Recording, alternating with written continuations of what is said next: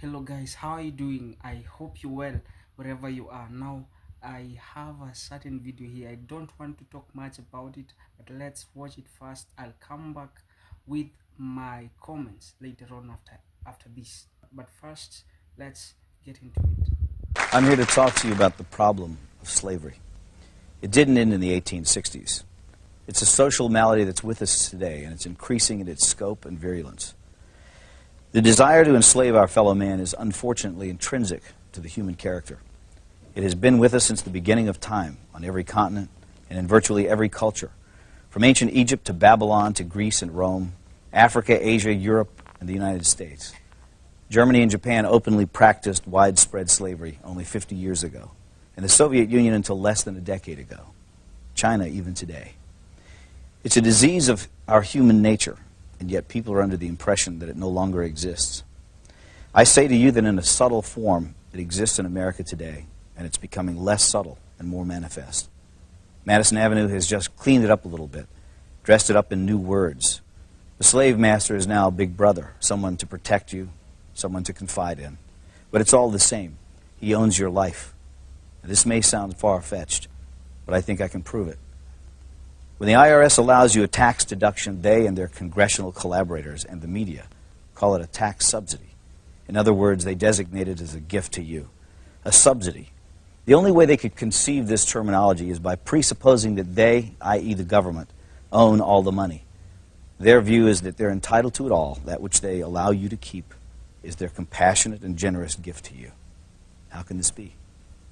You create the money by your efforts, your sacrifice, your creativity, your risk-taking. So how can it belong to them? It's very simple. They own you. They own everything you produce, your money, your house, your thoughts and ideas, your children. If you go to a foreign country to work, you still have to pay the U.S. income tax. You could dig a hole in the middle of Siberia and they'd be entitled to a cut of your wages because in their minds, under their law, they own you. They create arcane and esoteric laws to criminalize you. You may try, but you can't obey them.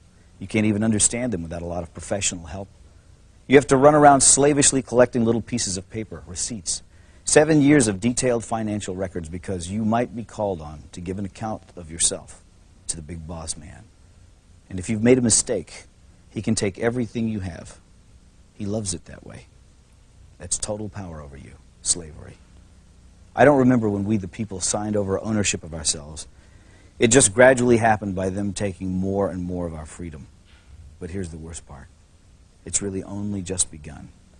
In this modern age, the information age, getting your money is not enough, even though money, don't let anyone deceive you, is the material source of your freedom. Now, however, they want your mind. If you deviate in your thinking, if you commit one of the 10,000 taboos, and they perceive your actions as a threat, they'll come out and kill you. It was the thought police who killed the children at Waco and Ruby Ridge. Neither David Koresh nor Randy Weaver, whatever things might be said about them, had ever mugged anyone, robbed a 7-Eleven, or committed forcible rape or murder. But they did have unorthodox views, and therefore it was necessary to round them up and deal with them. Whatever their crimes were, they could have been arrested and tried openly in a court of law. But that was not the aim of certain factions in the government.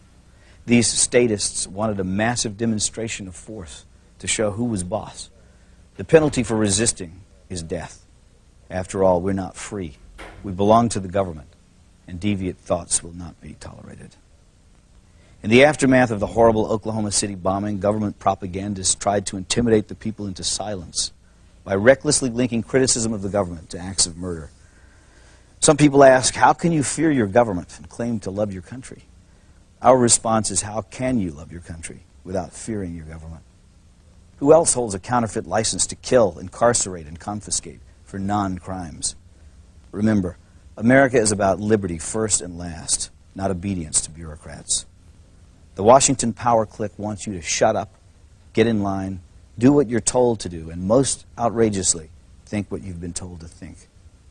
We have hundreds of politicians and thousands of lobbyists crawling all over Washington, thinking of ways to control you, to extend their will over you, to subvert your freedom and replace it with their will, to capture, that is, to steal your life force. And so we should all be very angry, because anger is the engine that drives our will to resist. and without resistance. Without awareness, they will take it all.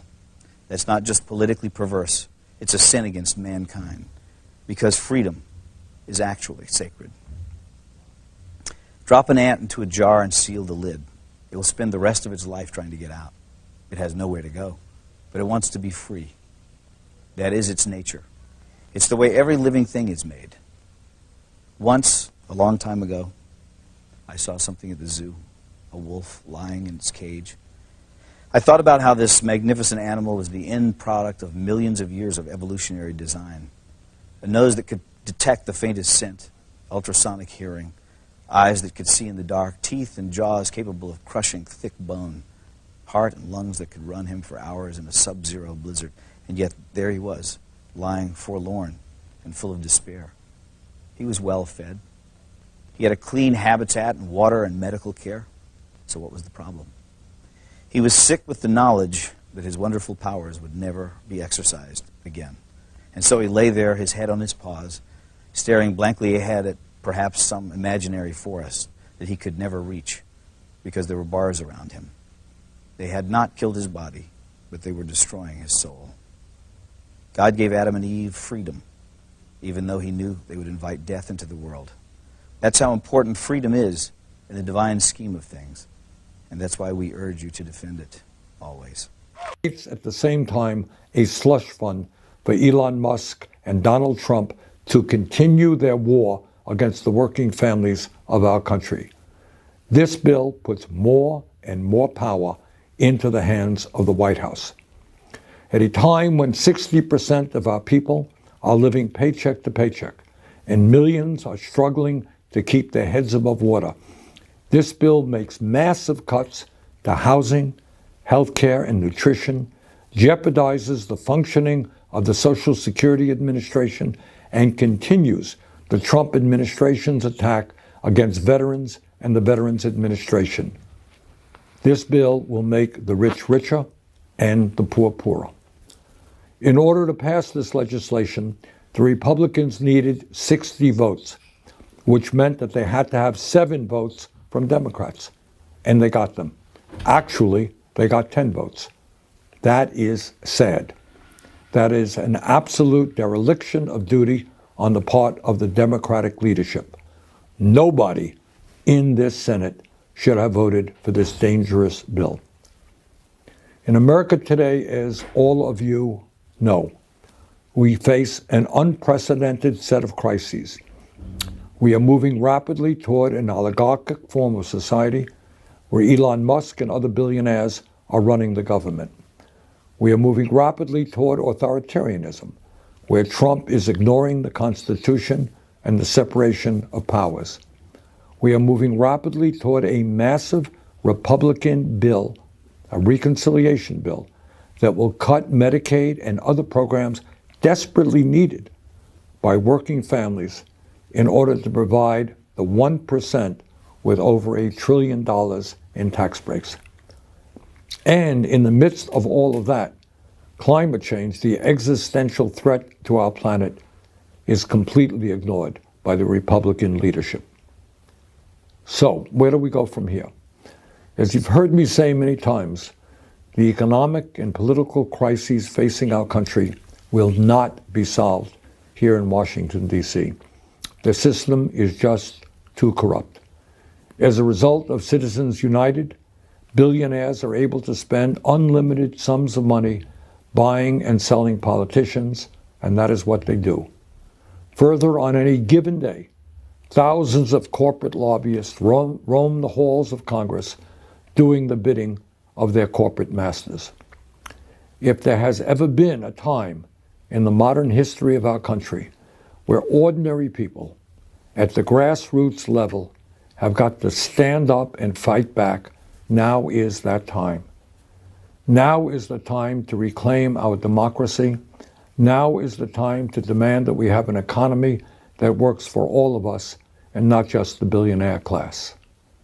Now is the time for each and every one of us, as proud Americans, to get involved in the political process in any and every way that we can. Because here is the simple truth.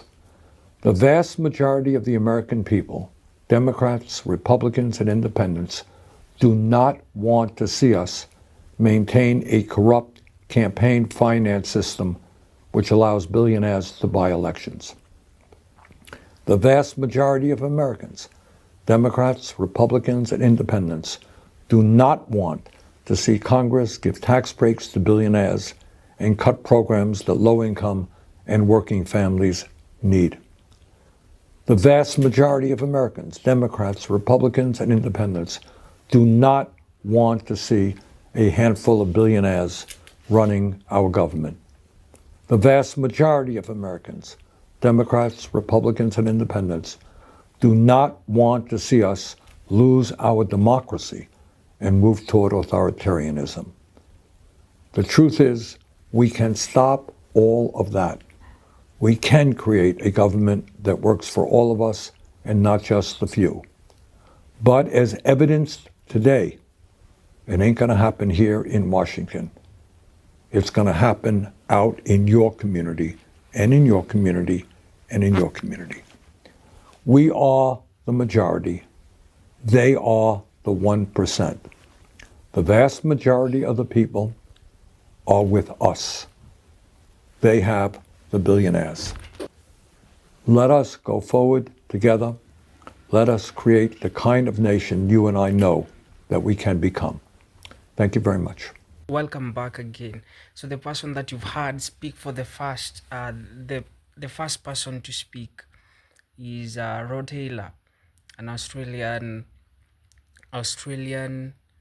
actor back in the days. And whatever that he was speaking about, I found it very true and systematic, because even as you look at the modern slavery and racism, you find them deeply intertwined with the historical slavery lying the foundation of all this. Because if you look back in the years, the transatlantic slave trade led millions of Africans from their land to go and help the elites in the Western countries to build wealth. And this goes on even today. The blacks are being denied that financial independence. Black individuals in the diaspora are often the most vulnerable to this modern slavery due to systemic racism and economic disenfranchisement. So many are trafficked, coerced to exploitative industries such as domestic work, agriculture, and construction. All these, you can name them, where they face unsafe conditions, wage theft, and physical abuse. And even outside the direct forced labor, systemic racism in financial system limits economic mobility. And a good example is for the black people in the diaspora. And we'll find that the racial wealth gap remains staggering, because the median wealth of black households is significantly lower than that of white households. Simply, it's due to generations of economic exclusion. And you'll find that discriminatory lending practices make it hard for black entrepreneurs to get capital, while predatory financial institutions disproportionately target black communities with high interest loans, payday lending, and exploitative credit schemes. And you also find that government institutions have failed to hold these corporations accountable, allowing them to continue exploiting black labor without legal consequences. So unless the modern slavery and systemic racism is addressed, the black communities in the diaspora cannot achieve true financial liberation and economic justice. This marks the end of this session, and For those who've been here for the first time, we've greatly appreciated your time here. And please consider supporting us, man. Subscribe to our channel, give us a like, share our content, and together we get stronger. Hope to see you in the next video. Goodbye.